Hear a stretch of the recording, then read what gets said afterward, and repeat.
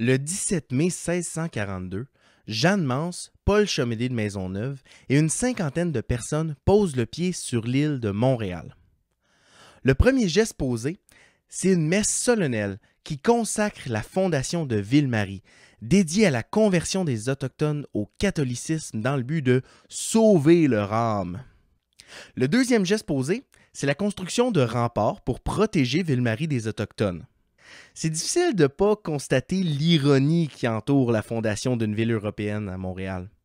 D'un côté, il est facile de remettre en question la sincérité des colons, engagés dans leur volonté très chrétienne de « sauver » entre guillemets les Autochtones. Et de l'autre côté, le choix de l'emplacement, en plein territoire revendiqué par plusieurs nations, montre une volonté de se rapprocher de cet univers autochtone. On nous apprend depuis toujours à l'école que Montréal, loin d'être une colonie comptoir comme Québec ou Trois-Rivières, est fondée dans un but d'évangélisation. Je pense qu'il est grand temps qu'on revienne sur cet acte fondateur pour ajouter des nuances de gris à ce portrait qui est un peu noir et blanc. Aujourd'hui, à Tous les chemins mènent à Montréal, on parle de la fondation européenne de Ville-Marie qui deviendra Montréal.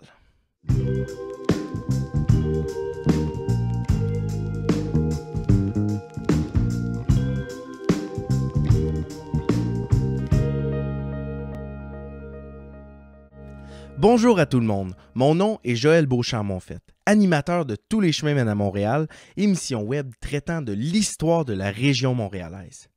Pour tous ceux et celles qui se joignent à nous pour la première fois, vous pouvez aller écouter les autres épisodes déjà parus pour mieux comprendre le contexte de l'émission d'aujourd'hui. Tous les épisodes sont disponibles sur YouTube et sur toutes vos plateformes de balado-diffusion préférées. Et tant qu'à y être, aimez le vidéo, la chaîne, la page Facebook et partagez l'émission à tous les fans d'histoire pour que tout le monde puisse entrer dans l'aventure. Bon, je veux pas être trop cynique, mais la Fondation de Montréal, ça sonne un peu trop grandiose pour ce que c'est réellement. On a vu dans les derniers épisodes que l'île de Montréal est habitée par les Iroquois du Saint-Laurent et leurs ancêtres depuis des centaines, sinon des milliers d'années.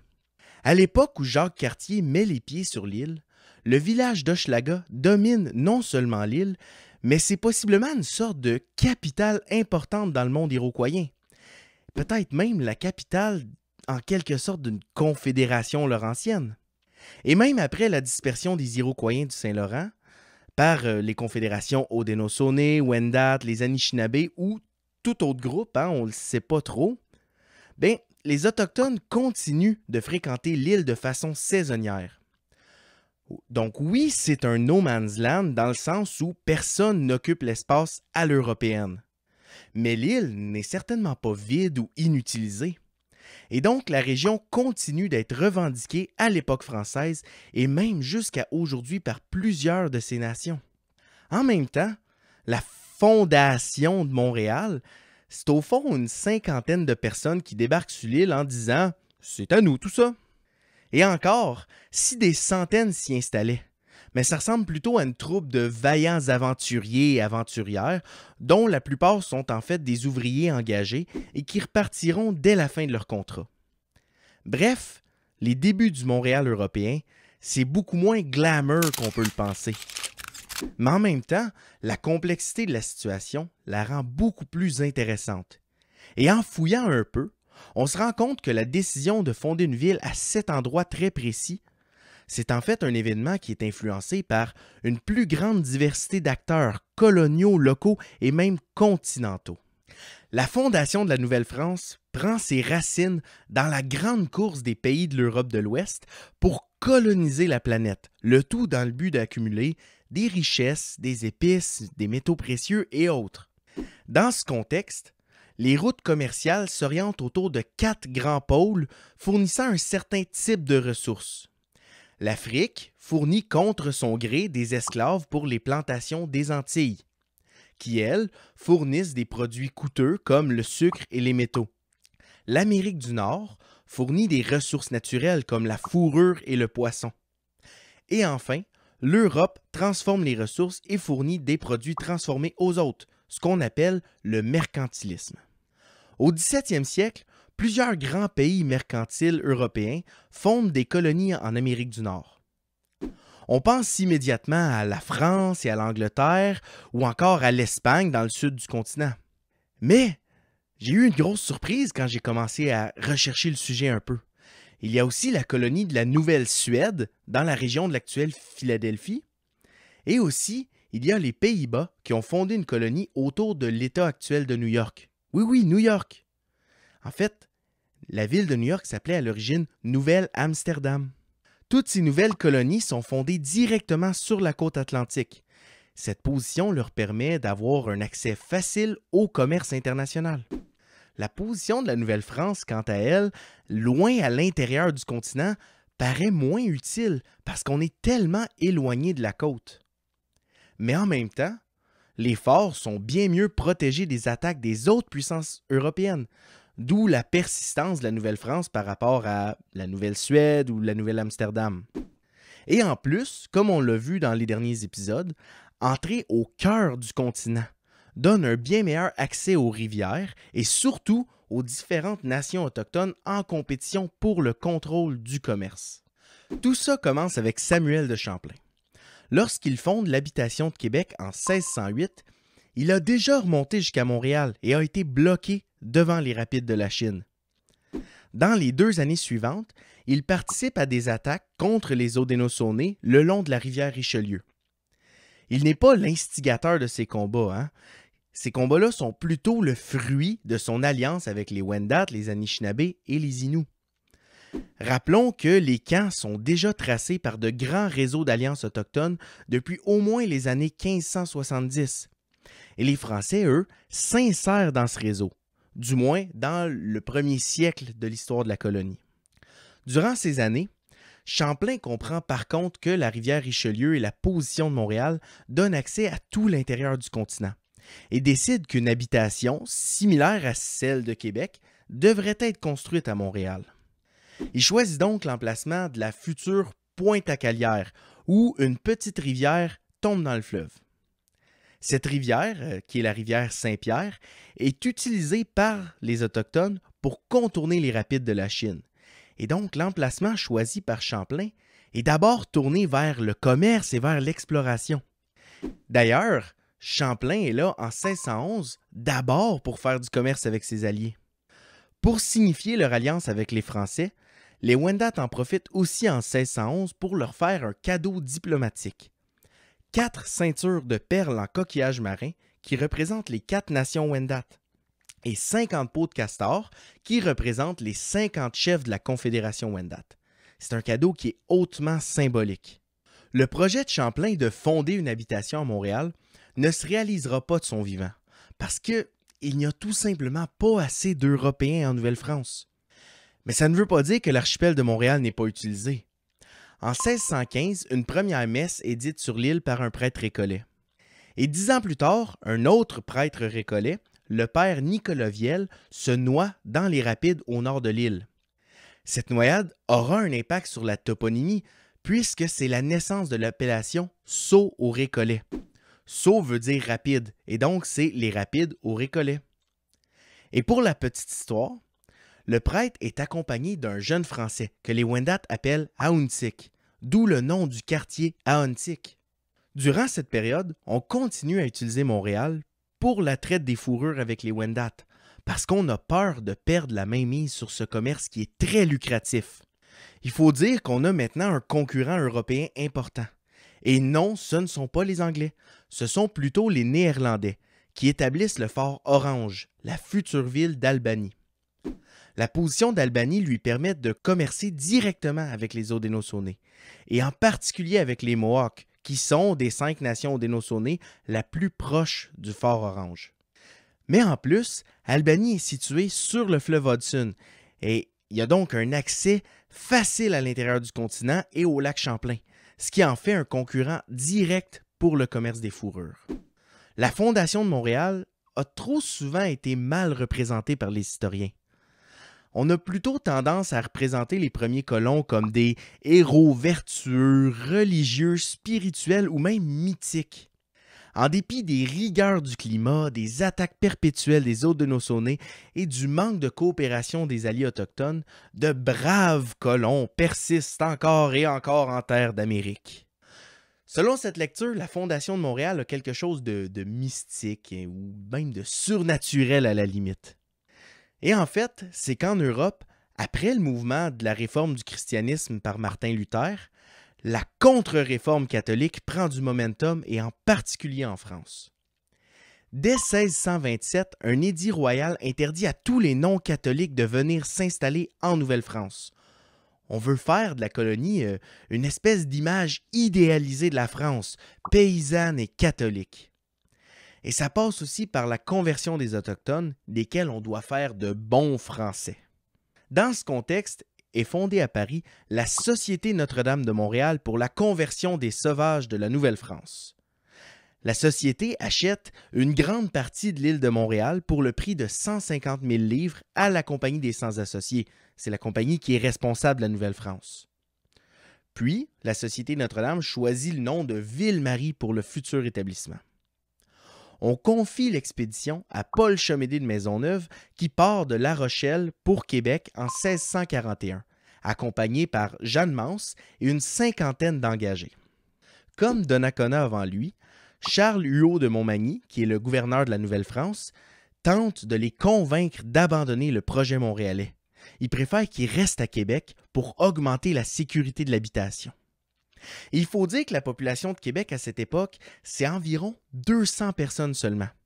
Et le gouverneur craint donc d'être submergé par les dizaines de milliers d'Autochtones qui habitent la région.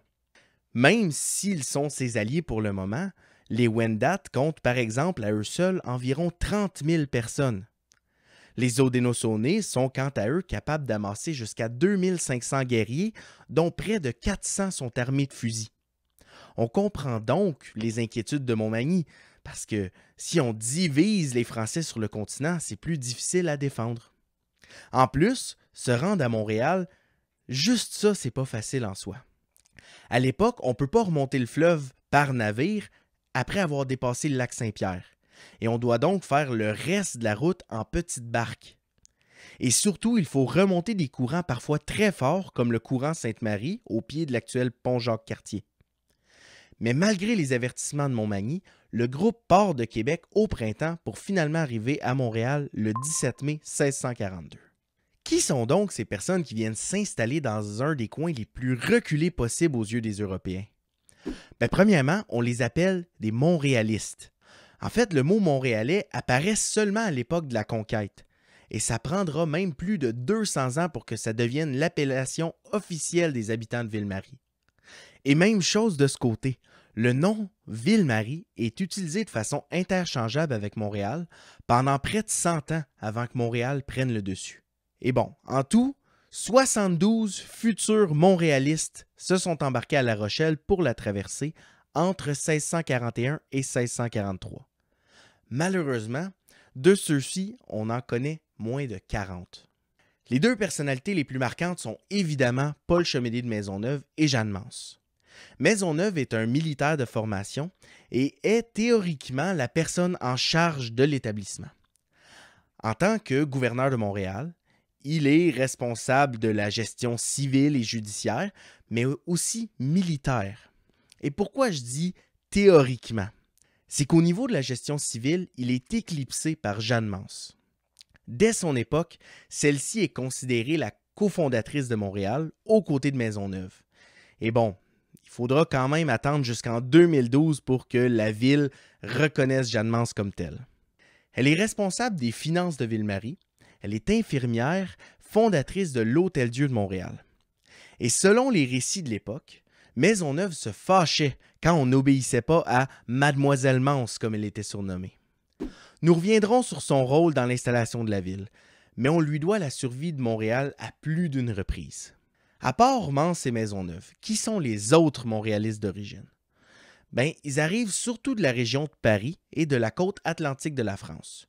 Ce sont souvent des personnes qui sont motivées par des drames personnels, comme le décès de parents, la pauvreté ou le chômage. Il y aura bien quelques familles qui s'installent dans les premières années, mais on constate que ce sont très majoritairement des hommes célibataires. Et en fait, il y aura environ 10 hommes pour chaque femme durant les 2 premières décennies de Montréal. Ces hommes sont généralement dans la force de l'âge, venus spécifiquement travailler. Ils sont donc des personnes du petit peuple, engagées pour travailler avec quelques commerçants, quelques manœuvres, des artisans et des hommes d'armes. Le processus pour engager une personne est généralement un contrat de 3 ou 5 ans, durant lequel la personne est au service de la Société Notre-Dame. La société paie en échange les frais pour la traversée de l'Atlantique, une avance en argent, ses vêtements, sa nourriture, son logement et enfin un petit salaire. À la fin de leur contrat, les engagés reçoivent une terre sur l'île de Montréal et deviennent généralement paysans ou trafiquants de fourrure. Mais il ne faut pas croire que c'est une option très populaire. Et en fait, près de la moitié des engagés retournent en France dès la fin de leur contrat. D'ailleurs, seulement 18 de ces 72 Montréalistes originaux resteront pour s'établir à Montréal de façon permanente. L'immense majorité retourne directement en France. Et c'est pourquoi la Société Notre-Dame choisit ses engagés pour leurs compétences et les surveille jusqu'au moment du départ. Une anecdote veut qu'un tonnelier qui avait signé son contrat avec la société, puis qui avait trouvé mieux ailleurs, soit suivi par des agents de la Société Notre-Dame jusque sur un autre navire. Et ceux-ci finiront par l'obliger à retourner à La Rochelle, direction Montréal. Il y a de quoi en faire un vrai scénario de film. Et bon, c'est vrai que vivre en plein air, ça a l'air intéressant quand il y a des services. Mais à Montréal, disons qu'on est assez loin du Starbucks le plus proche. Et effectivement, les premières années du fort Ville-Marie sont extrêmement difficiles. À l'extérieur du fort, de l'autre côté de la petite rivière, on construit sous la gouverne de Jeanne-Mance un petit hôpital pour recueillir Français et Autochtones, ainsi qu'une maison seigneuriale pour Maisonneuve. Par contre, les habitants eux-mêmes vivent généralement dans des tentes et parfois dans de minuscules cabanes en rondins. Toutes ces difficultés étaient évidemment anticipées par les Français et servaient le but plus large de faire de Ville-Marie un lieu de conversion et de francisation pour les Autochtones. Mais rapidement, Mance, Maisonneuve et compagnie constatent que c'est un échec. Comme on l'a vu au cours des derniers épisodes, les Autochtones préfèrent disposer d'une grande zone tampon entre le cœur de leurs confédérations respectives. Les principales nations visées par la Société Notre-Dame, qui sont les Anishinabés et les Wendat, ils ne souhaitent pas nécessairement descendre jusqu'à Montréal, qui est situé si près du territoire Haudenosaunee. L'archipel de Montréal est justement utilisé par les Haudenosaunee depuis près de 20 ans comme un endroit parfait pour les embuscades et les vols de fourrure. D'ailleurs, tout juste après la fondation de Ville-Marie, on construit un fort à l'embouchure du Richelieu, ce qui va éventuellement devenir Sorel. Et ce, spécifiquement pour se prévenir de leurs attaques. En fait, la rivière Richelieu est tellement dominée par les Haudenosaunee qu'on l'appelle à l'époque la rivière aux Iroquois. Et rappelons-nous qu'Iroquois est le nom anciennement donné aux Haudenosaunee, et ça signifierait les tueurs. Ces deux nouveaux forts sont certainement un facteur qui fait que les conflits augmentent rapidement après 1642. D'un côté, la compétition entre Albany et Montréal encourage ces nouvelles tensions, d'autant plus que les forts à Sorel et Montréal sont en territoire revendiqué par les Haudenosaunee. De l'autre côté, les tensions à l'interne augmentent rapidement chez les Autochtones. 3 terribles épidémies ravagent le monde autochtone en seulement 5 ans. Et chez les Wendat, par exemple, seulement un tiers de la population survit à ces 3 épidémies. Pour des raisons commerciales, militaires ou simplement pour remplacer la population disparue, les Haudenosaunee passent à l'offensive dans les années 1640. Plus d'un demi-siècle après Hochelaga et la dispersion des Iroquois du Saint-Laurent, la Confédération Wendat est également détruite et dispersée en 1649.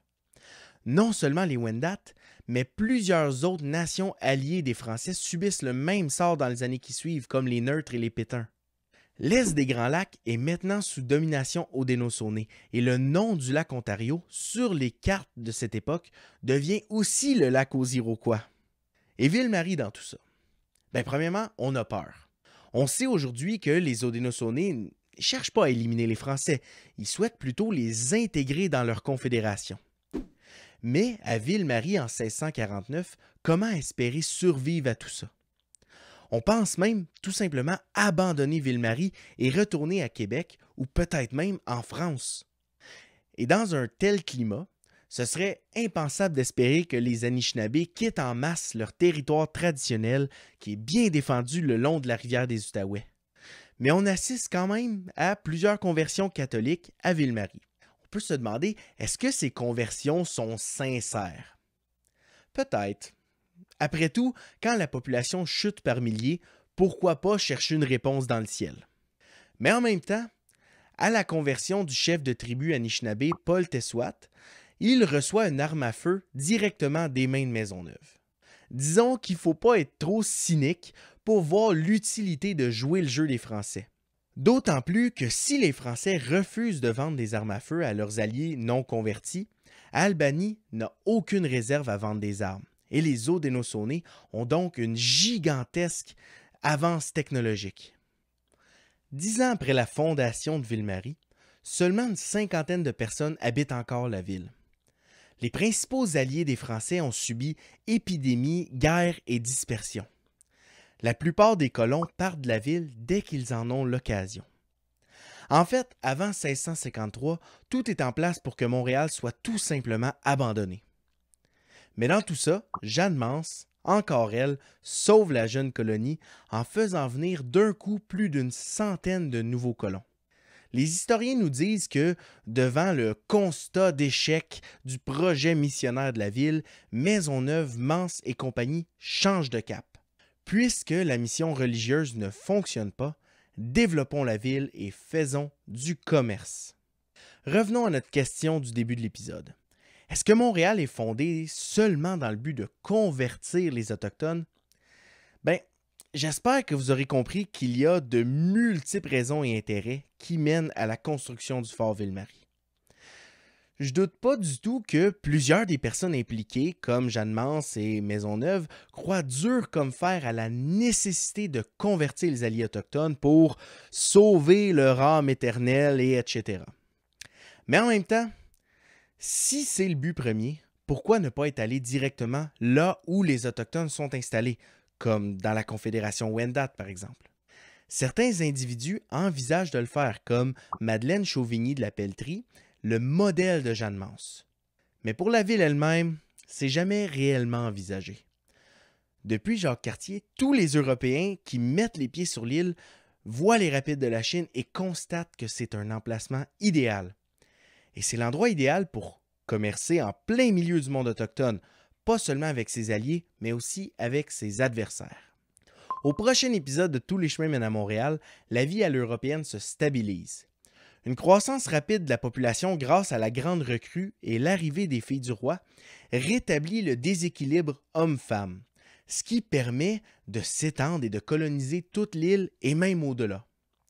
Les Montréalistes, limités par le nombre, compensent en diplomatie en créant un gigantesque réseau d'alliances qui s'étend jusqu'à la Louisiane et duquel, évidemment, les Français sont le centre. Jusqu'à la fin du siècle, des négociations avec les nations autochtones progressent jusqu'à aboutir à une entente de paix générale entre toutes les nations, la Grande Paix de Montréal. Et tant mieux parce que du côté des rivaux coloniaux, les 13 colonies anglaises au sud émergent comme la nouvelle grande menace à l'équilibre politique nord-américain. J'aimerais en terminant vous inviter à aller visionner notre page web en lien en bas dans la description. Aimez le vidéo et abonnez-vous à la page YouTube Tous les chemins mènent à Montréal. L'émission est aussi disponible en balado sur Spotify, iTunes et sur toutes vos plateformes de balado-diffusion préférées. Allez nous suivre sur Facebook, Twitter, Instagram et parlez de l'émission à vos proches. Chaque partage compte pour faire connaître l'histoire fascinante qui est celle de Montréal. Mon nom est Joël Beauchamp-Monfette et on se revoit au prochain épisode de Tous les chemins mènent à Montréal. Allez, à bientôt.